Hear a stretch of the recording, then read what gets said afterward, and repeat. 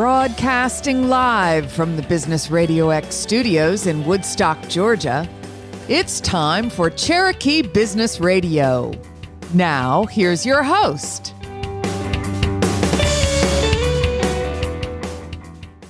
Welcome to another exciting and informative edition of Cherokee Business Radio. Stone Payton here with you this morning.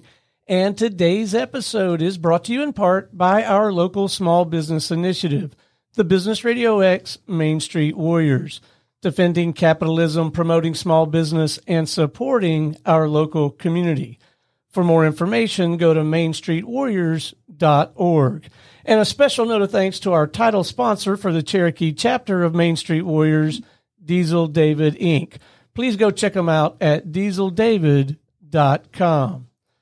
Please join me in welcoming to the broadcast, no stranger to the Business RadioX microphone, Staff Sergeant with a little organization you may have heard called the United States Air Force, Mr. Raymond Aguilar. How you been, man? I've been doing good, man. Thank you for having me again. Oh, what a delight to have you back in the studio.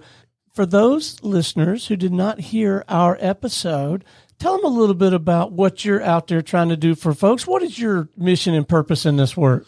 Yeah, so I am a active duty United States Air Force recruiter. I am my office is located in Marietta, Georgia, right there on Whitlock Ave, next to Marietta High School. And for me, it's just to promote the United States Air Force as a whole, understanding to where people are trying to change their lives for the good.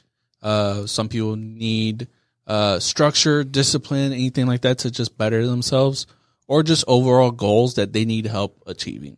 So for me, I try to help them out the best way I can, listen to what their concerns are, and if they're a good fit and if their goals are achievable through the United States Air Force, I am a shepherd to lead them to the right way. So I try to help them out the best way I can when it comes to that. It sounds like great work. It's got to be incredibly rewarding. How did it all get started for you? Were you recruited early? So, because you look young to me, man. Yeah, don't let the gray hair fool you, I guess, right? At first, it was just like, okay, so I didn't join right out of high school because I was like, okay, I just want to, work, go to the workforce, and hang out with my friends because I didn't want to leave home. And there was always that stipulation, like, no, this is where I'm comfortable. Right. And I waited about 4 years, and then I was like, okay, I need to do something. I need a career, something that I feel like a sense of pride. Nothing that, I was a waiter, nothing against like people who are waiting tables or anything like that. I just feel like I needed to do something more. I was making good money. I interacted with the groups pretty well. Like I had a great time, but again, I needed something more. So I reached out to a Air Force recruiter. It was hard, because there's very few of them out there. They don't cover a wide range. They cover a wide range of area, but there's not that many. So the other branches have multiple recruiters in a smaller area. So we're always competing against that, right? So, But in high school, I never got the, let's say I got hit up by the Army, the Marines, Navy, everyone but the Air Force. And I thought, did I not qualify? Like, why not? I had like decent scores and stuff. So I'm like, why am I getting, I wouldn't say ambushed, but why is there more interest in the other branches and not this one? So I went out to the Air Force when I had time just to kind of elaborate things. And I simply just like, hey, this is what I want to do. The recruiter helped me out and said, hey, you need to do X, Y, and Z. I accomplished all what I needed to do. And then 11 years later, here I am.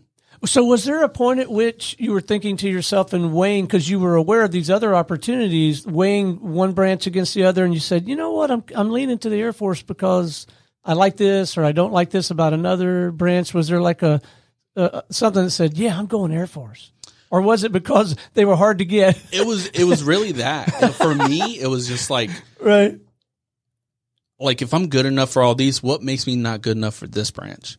So for me, it was almost like a challenge. Like, now I want to prove to you that, hey, I should be good enough. Like, and it's not the fact that I was like good enough as like, no, you're not good enough. It's just the fact that there wasn't that many people, or that recruiter was like, yeah, man, like I'll help you out. Like it was, I would say for me, it was the big thing of opportunity to travel. Education was a big thing because the Air Force values education. And then the fact is that you are going into, as soon as you sign up for the Air Force, you're enrolled in college right away. Wow. Yeah. So it's just one of those things that I'm not just joining the military just to join, but I'm also gaining educational benefits from that to be able to at least come away from it, because the military is just temporary. I want to make sure I come away with, something else as well. Mm-hmm. So you mentioned a couple of times about the recruiter helping out, and that really is a big part of the job, right? Is to help the new recruit navigate and get qualified. Or talk a little bit about that part. So the main thing is like understanding, like for someone who was in high school, or a graduate, or if they're not a graduate, or if they're not a U.S. citizen, or if they went overseas, like they got their education overseas, they're not from this country. There's so many things that it's usually like, it's easier, obviously, if you're from this country and you are coming right out of high school. You just need driver's license, social security card, birth certificate, high school diploma. If you're a high school senior, you just need the 3. You don't have your high school diploma just yet. Right. But to get the process started, you need all these things. Non-U.S. citizens, you need to have at least your residency card, because if they have a visa, I can't work with that. It's just not just me. It's just my hands are tied. Right. So overseas education, we have to get overseas education validated through our system. And if it's not in our system that someone has joined from that school, we have to get it, make sure it's validated to where it's under U.S. standards. So it just depends. Let's see. You kind of help them, at least coach them up on getting physically ready and prepared for that initial training? For the most part, it's like at basic training, like we just have them focus on mile and a half run, push-ups, and sit-ups. So that's for us. That's what they need to do. So making sure that they're aware of those things. We also have the Delayed Entry Program app. So once they are waiting for a job, there's the Delayed Entry Program app where it actually says, if you're not used to physical activity, it gives you a workout plan to be able to kind of like go, especially for the time of COVID. Some people weren't out and about and doing those things. Right. It does kind of gives you more of almost like a couch to 5K routine to where build up slowly, make sure you're not hurting yourself, but also take care of yourself for the long term. Yeah. All right. You brought one of your rock stars with you, right? Yeah. Man, introduce our other guests and let's get it from his perspective. Yeah. So I brought with me Airman First Class Devin Powell. Met him a while back, and like he said, he came back for a recruiter's assistance program to kind of help me out. It's been exceptional, and like from the get go, like Devin, if you want to speak about your experience from the beginning when we first met. Well, first of all, I'm fact checking, man. Has it truly been exceptional? Yes. Or was he just talking about you being exceptional? No. It's been a little bit of both, man. He's not a bad guy. It's been a overall very good process. Again, I had to kind of like what he was saying earlier. I never really had Air Force recruiters, reach out to me. I had to, do the investigation myself and look into finding people, and that's how this whole process started. So you say when you were had to do the investigation yourself, you must have been motivated though at that point already to find out something. Was there a catalytic moment in your life or something that said, you know what, I'm really going to consider going into the military, so I'm going to start looking into this? Yeah. So it started when we actually first moved to Georgia. I joined JROTC as a freshman, and it actually wasn't really my choice. I was kind of persuaded by my mom. Shout out to Mom. Way to go, Mom. Yeah, she's the one who persuaded me to join. I was like, I'll try it out, but I wasn't really going for it. And then I actually really liked the program, and I stuck through the program for 4 years. And then I went to college for a little bit, but while I was there, I was like, I don't know if this is really, what I want to be doing. And I always knew the military was kind of like my second option. And then I made the decision after like a year and a half of in college. I was like, all right, I think I'm going to, join the Air Force. And I was, working jobs at the time. And I was like, yeah, I definitely don't want to be working at Publix for 6-7 more more years. So there goes my public sponsorship. Thank you very much. So no, in my vision, my whole frame of reference for all this is the movies, right? So I figured that Raymond found you hustling pool at some pool hall and said, "Hey, kid, there's a better life out there."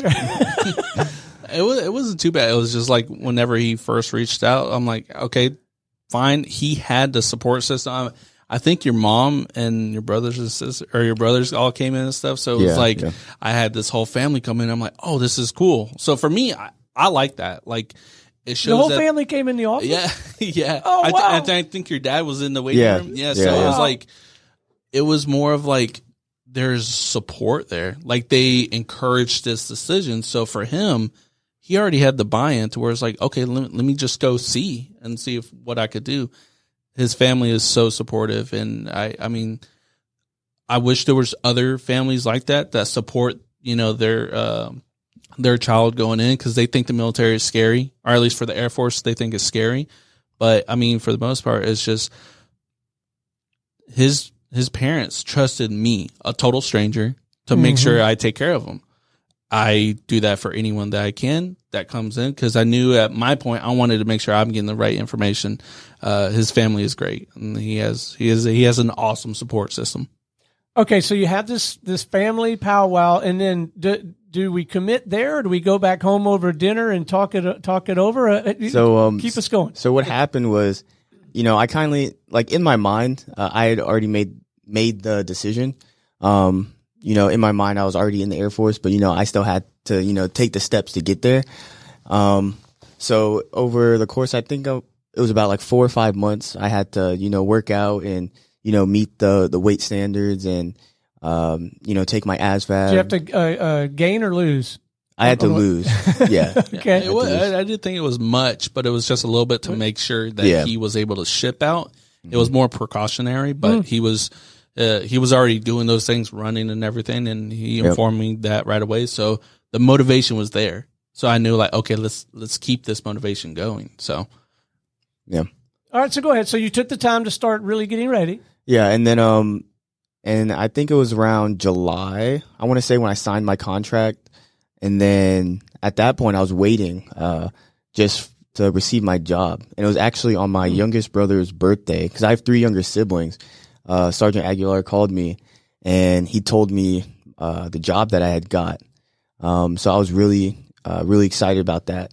Yeah, I think your mom screamed in the background too, because she was so happy. I think so. Yeah. I think so. Yeah. She was like, "Yay!" So do you typically find that out before you even get going, or is that not always the case? It's not always the case, because it just depends on when the jobs are available. I try to, what we do a list of 10 jobs, and you're guaranteed one of those 10 jobs. I always advocate for the applicants that are coming in, do your research. Don't just take my word for it. The same stuff that I am saying, you can find on Google, unless there's certain jobs on top secret clearance and stuff that they're not allowed to be on, Google, per the, information security. But at the same time, it's do the research. It just shows that you are motivated and that's what you want to do. And it's an important decision for your life. Yeah. So you should take a little bit of consideration and want to care about it a little bit. And Devin was doing that tenfold. And so you were happy with the job selection? Yes. I actually, so going into it, it was refueler bomber aircraft maintenance. And going into it, I wanted to be a bomber. I wanted to work on bombers, specifically the B-1 Lancer. It's a supersonic bomber, and I ended up getting refueler. So, I was I was kind of bummed out about that. But then when I found out the base that I'm going to is actually back in my home state of Florida, so I'm really happy and blessed that it all worked out. So yeah. All right. So where are we in the process right now as of today? So right now I actually just graduated tech school. I just left Shepherd Air Force Base in Wichita Falls, Texas about a week ago now. And, like he said, I'm helping him on RAP. And I just graduated, I guess, from a really basically not knowing anything to now I have a basic understanding of how my aircraft works. So I'll get the rest of my training when I go down to Tampa. and start actually working on my aircraft. You get to go down to Tampa, man. It sounds like hard. That's beautiful. Good for you, man. Yeah. Sarge got you hooked up, didn't he? I'm excited. I definitely got really lucky with my my base assignment because a lot of my peers, I'm the only one going to Florida in my class, and I want to say from like the beginning of January all the way up until like May, I saw a list of names going down to the same base as me, and there's only about like 12 people, and each graduating class has anywhere from 5 to 7 people, and a lot of people actually end up going to Kansas. So nothing against McConnell, but I've never been there, and I definitely like Tampa a lot more. Sounds exciting. So, military class, what are the differences, if any, in attending military kind of classes and classes like you did in the public school system or other things? So, honestly, there really wasn't much of a difference. It was really similar to my college class, especially in basic training, because we do get college credits for some of the classes that we do take. And it's set up very much the same as it is in college. You want to take notes and study and prepare and stuff like that. But honestly, there's not too much of a difference. The only difference is you're in the Air Force. Yeah. And then in the food, do they feed you, or are you on your own for food? How's that part work? So for the while, I want to say for like the past like 6 months, it was like, I guess automatically, deducted out of my check, and we can eat at the DFAC. The DFAC is a dining facility that they're. Okay. Yeah. And, that was really nice. I was just able to get breakfast, lunch, and dinner, and basically eat as much as you want. There really wasn't much of a limit. What was like a favorite day? Like, did they have a certain day that they were like, oh, this food is. It was when they had the brisket. They had really good brisket in Texas. Like, you got to. Yeah. The brisket was really good. So it wasn't like MASH, again, my whole frame of reference is TV and film, right? Oh, so, yeah. No. It's definitely a lot better than what the TV makes it seem, especially being in the Air Force. Like, a lot of our facilities are just upkept to like a higher standard, which I think is pretty cool. It's nice. And strikes me as a great place to cultivate some new friendships too. Yes. I actually made a lot of great friends. I now have friends in Germany, South Korea, Washington. And how old are you? 20. 20 years old, and he's got friends all over the world. Yes. So the fact is that you have or know somebody there, and be like, you get 30 days a year for paid leave. So if you know somebody in Germany, be like, yo, I'm going to hit you up. Like, we can go kick it in, like, Spangdahlem or, wherever. Yeah, that's where he is. Yeah. Spangdahlem. Mm-hmm. Yeah. So it just depends on where you want to go. 'Cause it's like you go and travel and just, you need somebody it's easier when you know somebody like, hey, meet me at the airport, show me where to go. You already have somebody, I wouldn't say almost like local, 'cause they already know where to go. So, sure. I mean, why not? Absolutely. Yeah. All right. So now you're hanging out with Sarge here, and you're learning the recruiting business and all of that. And then in a few months, you'll go to Tampa. What's the timeline? Yeah. So I'll be going down to Tampa in about like a week and a half. Oh wow, pretty soon. Yes, sir. Yep. And I'll just start my training, in processing, all that fun stuff, and actually start working on my aircraft. So for my job, you can either be on the flight line or the back shop. So I actually got the back shop, which is called inspection dock. So it's where they do in-depth maintenance on the aircraft. So that's usually where they'll take apart, really crucial components of the aircraft, take apart the whole landing gear, assess for damage, cracks, and look for things like that. So I'm excited. I would be excited too. Yeah. And you got to be excited for him. You must just be beaming with pride. Your chest has to be swollen. Yeah, it's just like when you find like the person who wants to do these things and create something for themselves and become independent and stuff, but still have that support system. He is going through this every step of the way. It wasn't all smooth. I mean, there were some issues at tech school where he learned his job. He had to go to the hospital and get everything squared away. But, ouch. Yeah, not too bad, but he was taken care of. Yeah, like, it was. But it's just one of those things that at the end of the day, you knew you're taken care of. Mm-hmm. And for him, I'm extremely happy for him. I'm extremely happy for the family. They're so support. I can't, like I'm telling you, I wish there was more family like that. So yeah, it sounds to me like one of the things that you seem to be very committed to is before you sort of put them through the process officially, you do everything you can to make sure that that this person is ready, that they're right for this, that they're going in eyes wide open, and that they know what to do to prepare properly. The last thing you want to do is just get another check mark, right, and then just send another name. yeah, like for me, it's like I am not about that. I try to help every individual out the best way that I can. And the thing is, like Devin, he's his own person. He knows what he wants to do. He wants to do those things. His mindset already, like, keep that mindset. I want to be able to, for him to be able to cultivate more ideas to be his individual self that could potentially change the Air Force for the future. So why not keep that idea and keep that motivation going? And then it could be infectious to other people. So if I see that someone's motivated and he really loves his job, he's going to affect other people in the Air Force for the greater good. Yeah. So a ripple effect. Yeah. All right. So my impression is that there's tremendous growth opportunity in this kind of environment. So if we get 2 years down the road, 5 years down the road, Devin swings through town in his new Corvette or whatever. I don't know. Yeah. Or maybe he flies his own little Cessna in because yeah, you never know. He's going to have a higher rank, higher pay, more responsibility. Talk to me a little bit about, and I'll do it from your perspective at first. Like, what could that look like, or have you already been putting a lot of thought into sort of that map? Yeah, so I actually have. So it was around like my sophomore year of high school, being in JRTC. At that point, I kind of realized, I wanted to commission as an officer. So once I did research on that, I was like, okay, this is what I want to do. And I know there's a lot of different routes to commissioning. And, once I realized that, I was like, okay, this is what I want to do. And then, I was like, all right, I'm going to join the Air Force. And then it's just one step at a time.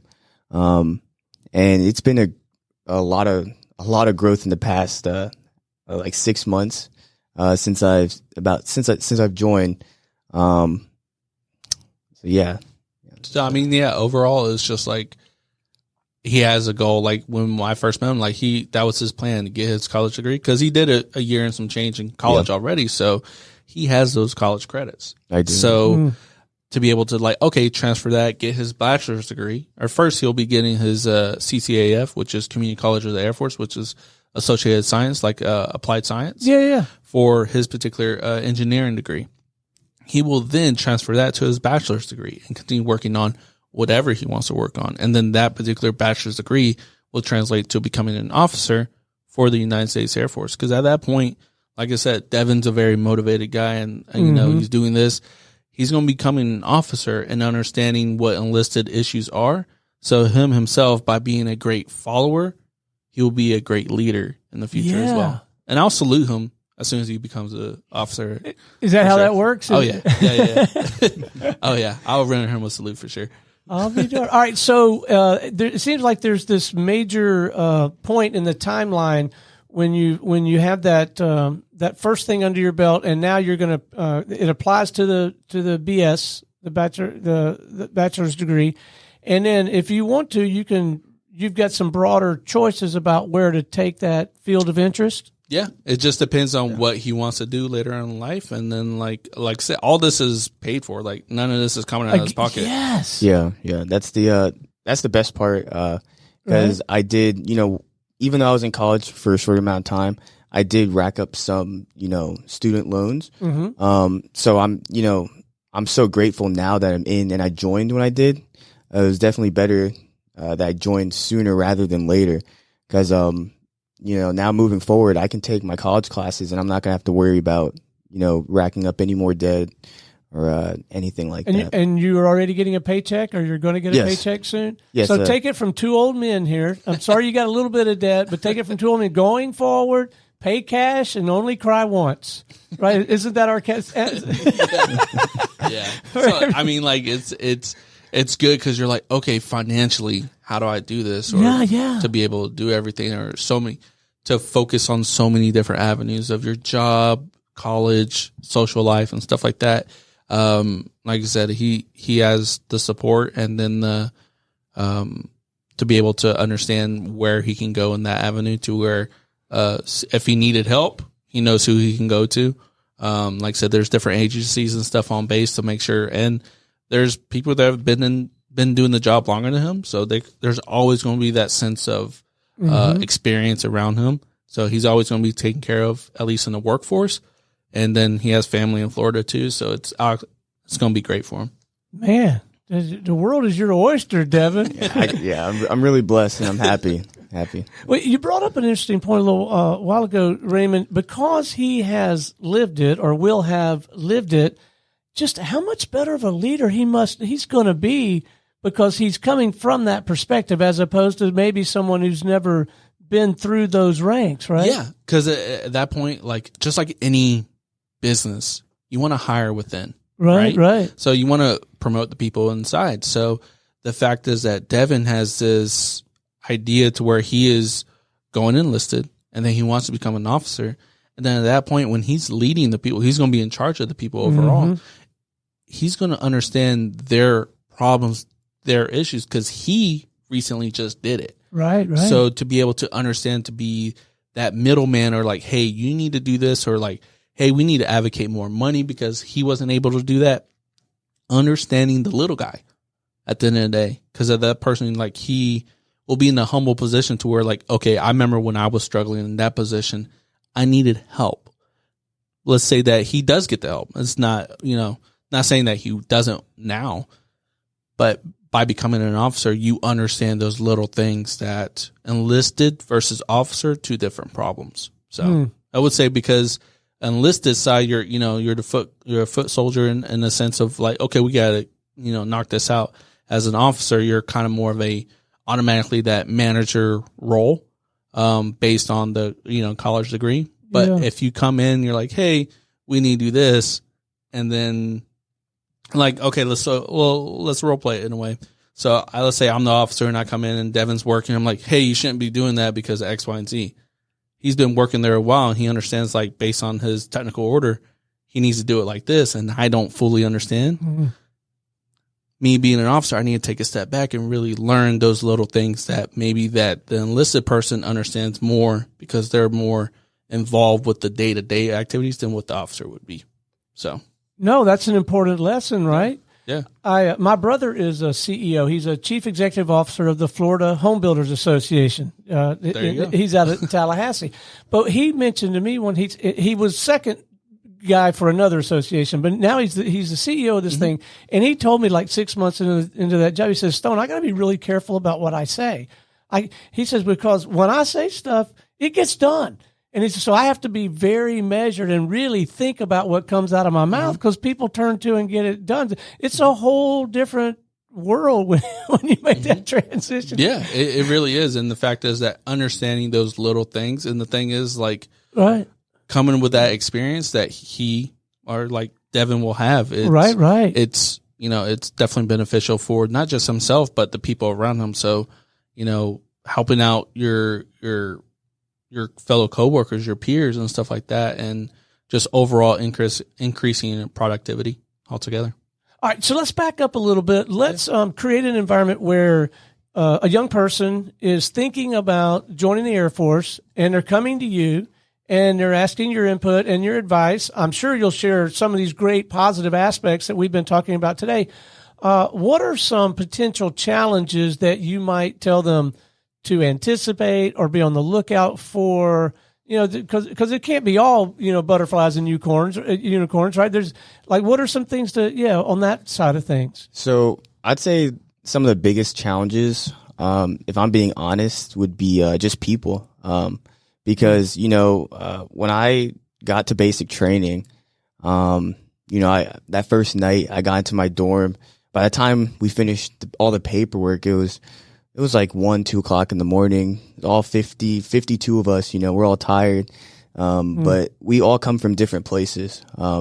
So I'd say the biggest challenge is learning how to work together with people, and how to understand people and overcome differences without getting staying professional at the same time. Because there were a few moments during those first 2 weeks, our whole dorm, we were kind of like at each other's throats because everybody was trying to take control. And was this some basic training? Yeah, okay, yeah, basic training. Everybody's trying to do their own thing, but eventually people will come together, and I would say that would be one of the biggest challenges, and to not take things so personal, to let things go, because at the end of the day, people are just going to say whatever they want, and then they're going to go on with their day. So you don't want to take that to heart, because at the end of the day, they may say that and just walk off, and they're not even going to think about it anymore. So you don't want to be let them live in your head, right? Yeah, rent free. Yeah. You don't. You don't want to do that. So what was it? Did you get any leadership positions while you were at basic training? Yeah. So I was actually the guidon bearer for our flight. So I was in charge of our staff that had our flight number on it. And it's a pretty tough position, if I'm being honest. I was able to excel at it, and pick up the position so fast because of my JROTC experience in high school. So it made that transition a lot easier, especially when it came to drill. But even then, it was a pretty demanding position because you're, my MTI, which stands for the military training instructor. He was always, he would call my name out and be like, Powell, make sure you're over here. You're doing this. Where are you at? And he'll call me out. I would make mistakes, and he was quick to call me out on my mistakes. But at the same time, too, when I did do something right, he was also quick to, say good job. Yeah, because it's not always about the mistakes that you made, but it's also the lessons that are learned. So that's always good. And when you're leading, I suspect in that environment, and certainly been my experience, if someone on the team makes a mistake, it's also your mistake. And then you got to figure out how to navigate that and make sure you return that learning to the organization. And it's there's a lot to it, isn't there? Even at that level. Yeah, there was a lot of accountability. That sense of really learning what a team is and holding everyone accountable. Because we actually had our dorm instructor, he told us, because somebody didn't lock their wall locker. And, every time you leave your area, it's basically, you can go pretty far, but the rule that we came up with is, if you can't reach your bed, your wall locker needs to be locked. So if you're out of that distance, you need to keep it locked. And basically, there was this person that, had left it unlocked, and he had got disciplinary action for it. But then he said if it happened again, then he would get recycled at that point, which would mean being recycled means you go back 2 weeks in training. Ouch. Yeah. So, and he said and he also made it a point to everybody else saying that if we see his locker unlocked and don't tell him anything, then everybody's going to suffer as well. Mm-hmm. So, that really kicked in. And then once we all heard that, we all, started double checking, helping each other out, making sure that we all, graduate together. We got there together. We lost 2 people. But, I'm not really sure what their whole situation was. Mm-hmm. But for the most part, we all want to stick together because we got there at the same time. Yeah. And we want to graduate together. It's definitely that teamwork mindset, because where, like he was talking about earlier, like some people are, from all over the world. Some people are very introverted. Some people are extroverted. And the thing is, some people may not have been on, sports teams or, JROTC and understand the leadership or the attention to detail to where you may need. And it's just that teamwork mindset. It helps everyone out and then makes life a little bit easier. But the main thing is the MTI, or the military training instructor, is, trying to make sure they are working together at the end of the day.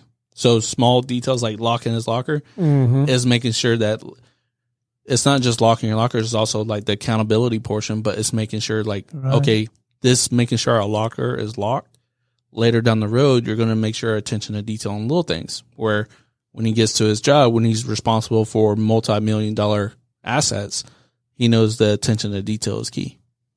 Well, and I hate it for those two that didn't make it, but by the same point, in order for the unit to have pride, once you know what the standard is, if you can't meet that standard, I mean, you can't let that slide, right? You've got to enforce the standard. Yeah, you definitely do. But I mean, Devin, speak on this like 0 week, like your first week, like understanding the structure. And I'm sure when you pull up, I mean, just tell us your story about 0 week. So 0 week is probably, I would say, probably the hardest week out of your whole military career for really any branch, because you have all these people and you're coming in as just a regular person, and you have to learn so much during that 0 week.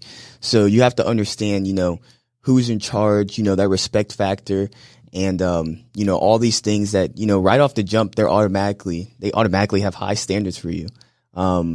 Even though you're just a trainee, they have all these, high standards. It's really chaotic. I don't really remember much except, I get the same thing. Yeah. I don't really remember much besides, waiting. There was a lot of standing at attention and just being quiet while, our instructors were planning things or doing things like that. But, and that's, I guess that's, where some of the discipline is as well. Because, I think the reason everybody was able to be so quiet is because we were all kind of scared. Nobody wanted to because you're almost in shock. Yeah. It was really like a wake up call. Cause when you get there, we left the airport and we hopped on the bus, and our bus driver, he was like hyping it up. He was like, oh, it's, he was a really cool guy. And we were all pumped. We were all excited, cheering and stuff on the bus. And then, we get off the bus and we're in the reception room. It's pretty chill so far. Not too much has happened. And then we go outside and we're sitting down and we're waiting for our instructors. And I'm over here. We're all just chatting because we're like, man, where are our instructors coming from? And next thing you know, like I remember seeing off in the distance, I just see dark shadows just walking towards me. Oh my! And I see the hat and I'm like, oh man! I was like, I think it's gonna get serious. Yeah. And then immediately they just started yelling and they're like, all right, we're doing roll call. And then they just started going down the list, yelling each name. Ever since that day, you immediately learned who your MTIs were. It's like you remember that silhouette, that moment. You see them just coming out of the woodwork and be like, all right, it's time to work. Yeah, that's when I knew. I was like, man, this is really happening. Yeah.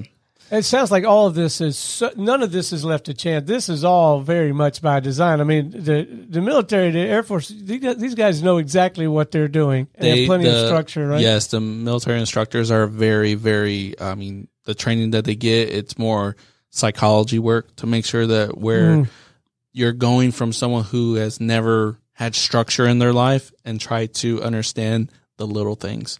And why do the little things matter? To detail to, making your bed. Some people they don't make their bed. Yeah.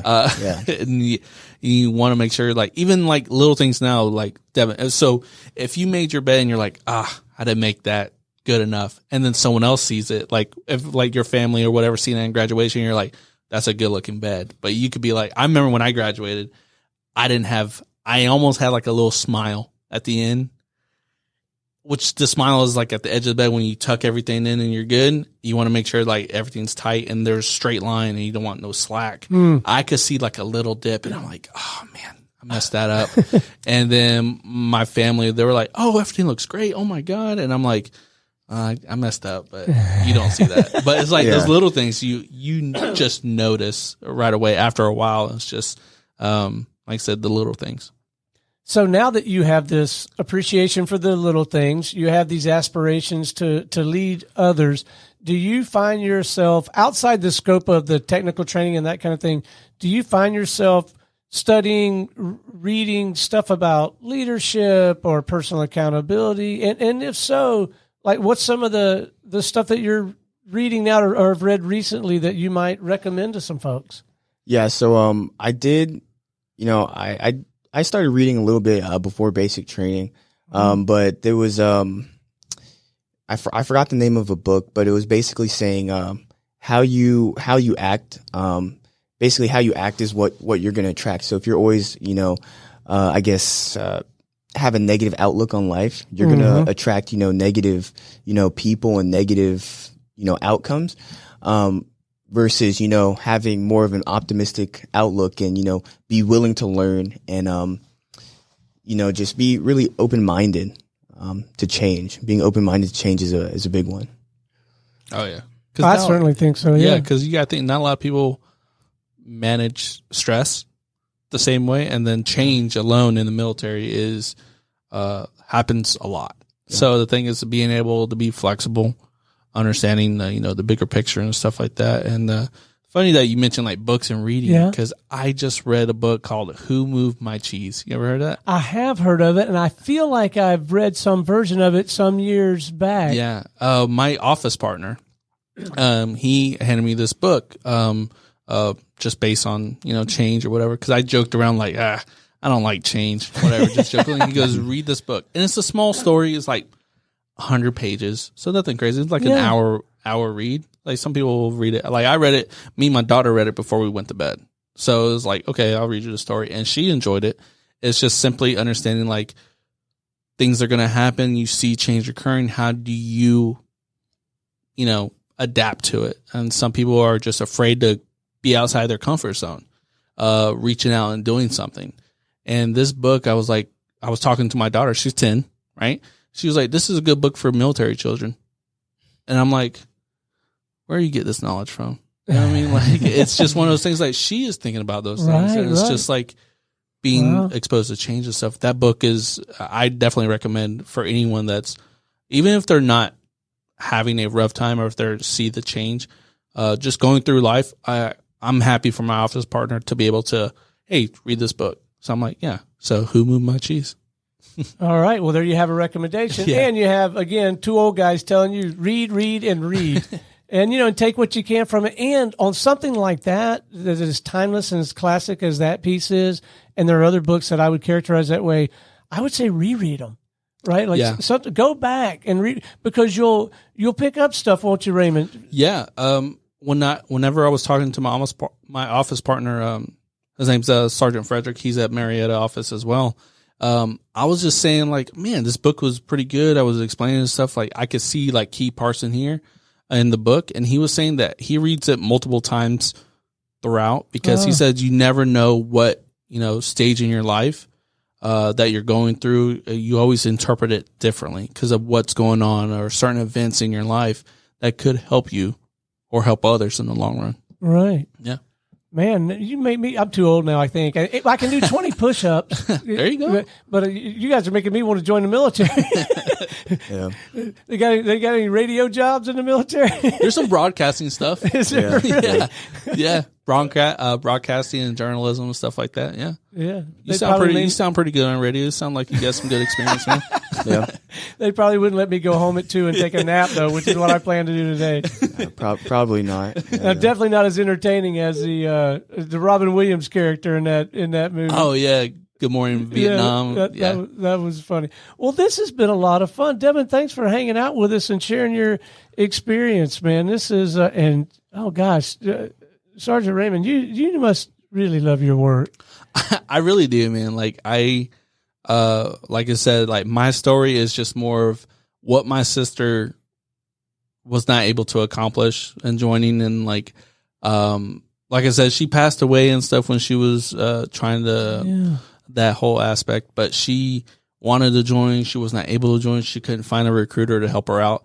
So that's always my mindset. I'm like, I wanted to be the recruiter that my sister needed. So for me, I never know what the applicants truly are going through until I get to know them. Right. My job is to get to know my applicants, what their goals are, things like that. So for me, if I'm changing or helping someone better their lives for the future, who's, what ripple effect that would make, for me, that's a bigger reward than anything. Yeah. All right. Let's leave our listeners with some contact info for you, and they can also all be thinking about Devin and wishing him the best. We'll try to keep up with his story. But what's the best way for folks to connect with you? So for me, if people just want to know general information about the United States Air Force, simply just ask the questions of like, what does it take, or simple information.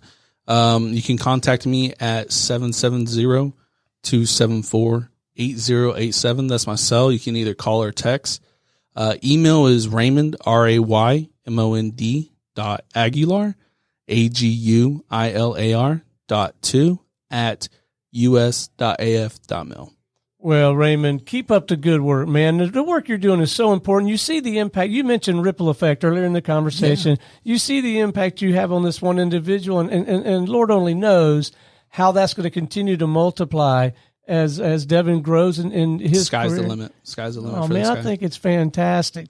And Devin, best of luck, man. You don't need any luck, but just know that we're all pulling for you, man. And I hope we hear back from you again when you swing back through town. Maybe you'll come join us. But it's been a real pleasure having you on the show. Yes, thank you for having me. My pleasure. All right, until next time, this is Stone Payton for our guest today, Devin Powell and Raymond Aguilar, and everyone here at the Business RadioX family, saying we'll see you next time on Cherokee Business Radio.